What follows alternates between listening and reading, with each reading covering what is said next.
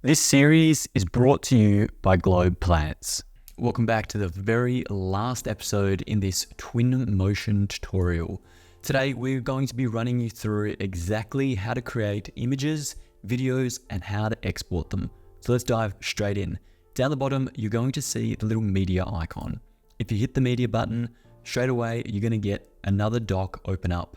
I've gone ahead and created 3 images, which I will go now ahead and delete so that we can start fresh and all start on the same page. First thing you want to do is just go ahead and hit that plus button to create your first scene. We have discussed this before, but we're going to go through it in a little bit more detail this time.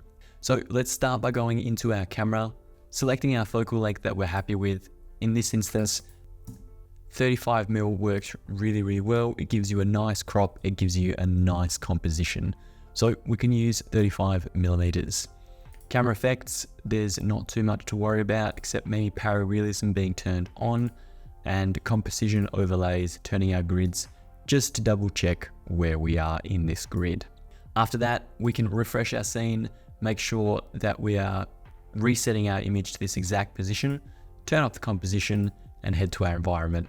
I always like to turn auto exposure off in my renders to be able to have full control over the scene. So adjusting your exposure ever so slightly to be able to create the perfect image for that moment. You can go through each one of these individual items and sliders as we discussed in a previous tutorial to be able to get a better render at the end of the day. And of course, you should keep your HDRI sky on to be able to get the best results. Once you've gone through all of the data and all of the settings, you of course want to increase your format to as large as humanly possible, and then repeat the same steps over and over. So simply fly around the building, fly around the scene, and find new creative angles where you want to export a render. So let's pretend we want a secondary render from here. Hit that plus button, we get a new image. Continue to fly around to the potentially the opposite side of this building from the human scale. Once again, hit the plus button when you're happy with the composition. Same concept applies internally, of course. If we fly inside our building, rotate around, we can look out, potentially back at our own building from our bedroom, hit that plus button, and then we want to adjust our actual camera and our focal length. So if we slide this wider, we'll get to see a lot more of what's going on. At 15mm, we get the full bedroom, we get all of the outside, and then we can refresh it for that focal length. Now, if we go back into our project and fly to a different space, hit that plus button once more, we will keep those camera settings we used from our last image. If you want the camera settings from a previous image, just double click back on that image and then fly to your next desired image location. Once you're there, hit the plus button, the new image will jump to the end, and then you will create it using the old settings. Now, I've gone through that relatively quickly because we've discussed all of this in a previous video. What we haven't discussed is video content creation and how to export. So if we quit media mode, come across the top to our video creation and press video, we can start creating our first video. Of course, you have panorama, multiple panoramas, a presentation mode, and a phasing group. All of these are a bit more advanced, especially the phasing group, which allows you to basically create time lapses of things moving. So we won't dive into that in this tutorial. Now, if you've ever asked yourself, what is the difference between a high quality render and an average render you see all over Instagram? Well, the difference is the quality, the care, and the assets. That's why I've teamed up with Globe Plants to be able to give you an incredible library of the world's best 3D photorealistic vegetation, trees, shrubs, and everything in between. I've used Globe Plants for a very long time now. You've seen them in my videos before, and finally we've come together to be able to actually bring you a series worthwhile. So if you're looking for some incredible 3D plants, regardless of where you are situated around the world, it doesn't matter if you're in America, Australia, Africa, Europe, they've got all of the plants available for every single person around the globe. So make sure you check out Globe Plants in the description down below. The link is there for your convenience. To create a video, on the other hand, it's relatively simple, and the same concept we just spoke about for photo. So first of all, you want to align and set up your first video.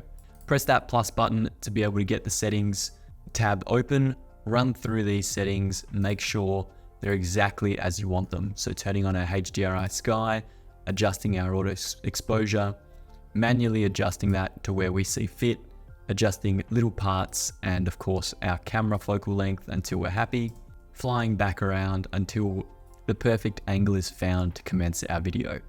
Next, we want to refresh that scene to capture it and save it. Now we want to fly to our second scene, imagining as if the camera was moving in that direction, gliding per se more so than anything. So if we were to fly over to the right hand side of this building and center it in the frame, back over in our ocean, let's say we're happy here in the middle with our second scene. We then want to click the plus button next to the last frame. By selecting that plus button, it will instruct the camera to move from part 1 to frame 2 in a very gentle motion. You hit play and it will slowly glide that video across to exactly that second frame you've selected. If you wish to continue the camera movement from point A to point B and thus to point C, you would simply continue along down to your next scene capture where you are happy with the general camera angle. Hit that plus button once again, and then if you go back to scene 1, press play. Firstly, it will fly quicker because there are more scenes to complete in the 10-second time frame, and secondly, it will fly from point A to point B to point C.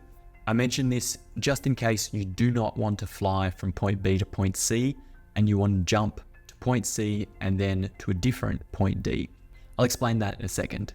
What you also saw is this video was a lot quicker because there was more scenes, and the more scenes you add, the quicker the video will continue to be. So to slow down the camera motion, you need to slow down or increase, depending on what you're looking for, the video time stamp.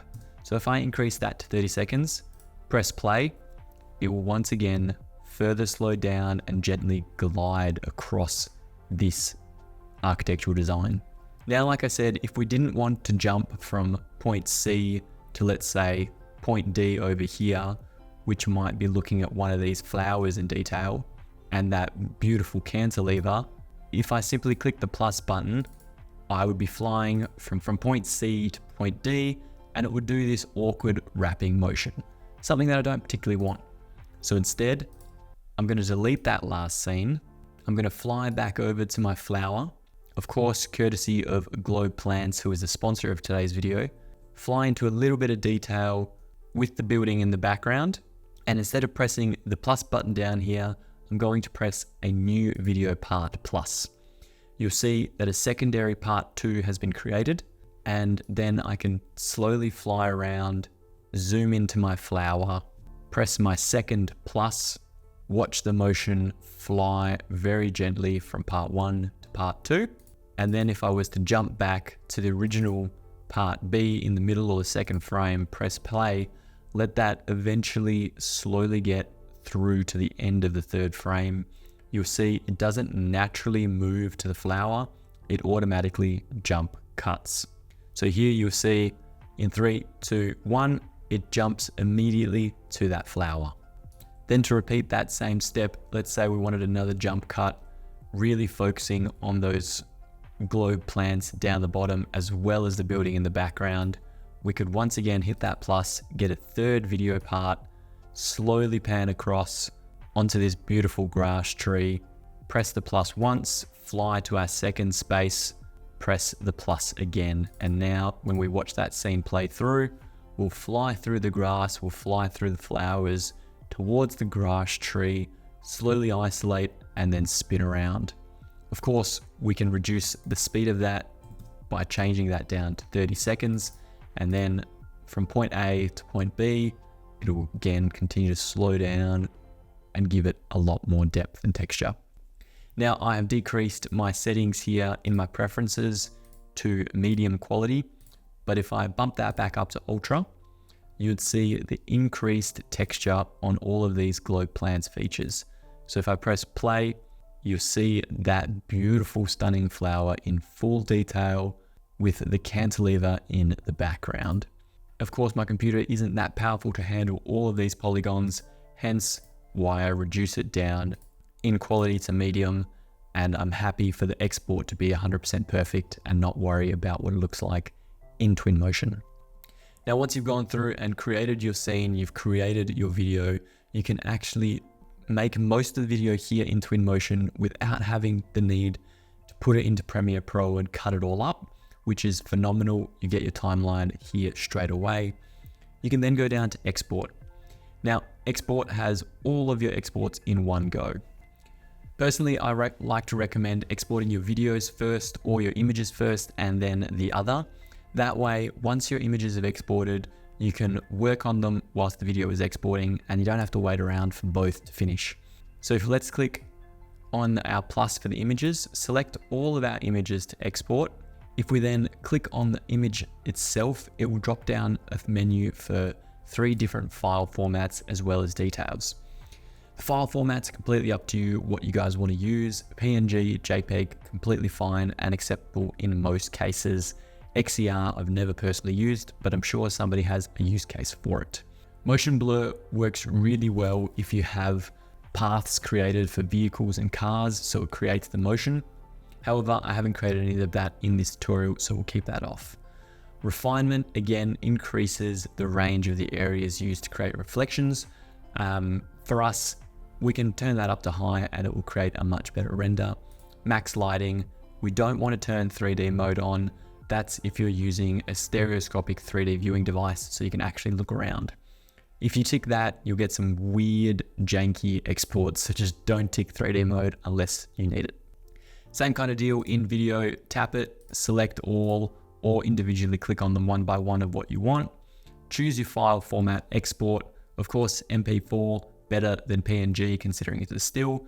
Unless you want 30 images for every second of video, don't hit PNG. Frame rates, completely up to you as the editor of choice. For me, it's 30 frames a second. I'm perfectly happy with that. I don't have to do anything. So it actually works really well with all my other camera equipment. Same details in the drop-down menu. Video mode, you keep it on standard, and refinement, you can chuck it on high if you want. And of course, max lighting. All of these will significantly increase your export time. So just make sure you turn them off if you want a quicker render, and of course, decrease your video quality if you want a quicker render as well. The one thing I failed to mention is if you go back to your main menu, you'll see video 1, which produces the file format. Again, you can increase your export times and your export quality by simply going up to 8K. It will take forever. 2K will be nice and quick. So just be mindful of what you're looking to achieve and how quickly you get the results. Last but not least, all you have to do is come across to the bottom, hit the Start Export button, and your journey here on Twinmotion is complete. Anyway, team, that's all from me. I hope you've enjoyed it so far. I'm going to bring a playlist to the side of me, so if you're joining me a little bit later, you can find all of the content right here. Otherwise, smash that subscribe button, drop any comments in the description down below. But like always, I'll see you next Monday.